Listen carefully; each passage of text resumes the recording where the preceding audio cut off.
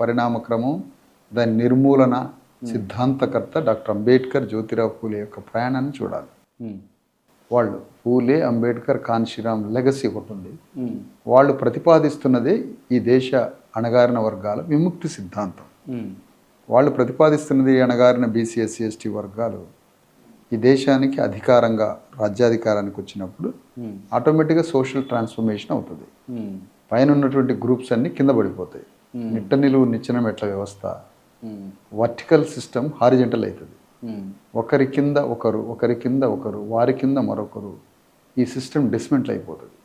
పైన ఉన్న వాళ్ళ కింద పడిపోయి న్యూట్రలైజ్ అయిపోయి తర్వాత తటస్థం అయిపోయి డిక్రీజ్ అయిపోయి సమాజంలో కలిసిపోతుంది. ప్రాసెస్ డెమోక్రసీగా ఇది కత్తులు తీసుకొని, గొడ్డలు తీసుకొని, రాళ్ళు తీసుకొని పోయేటువంటి ఉద్యమం కాదు ఇది. రైట్. నేను డెమోక్రసీ ప్రాసెస్. రైట్. రీసెంట్గా మందకృష్ణ మాదేవ్ గారు కొన్ని వ్యాఖ్యలు చేశారు. అంటే దళితులు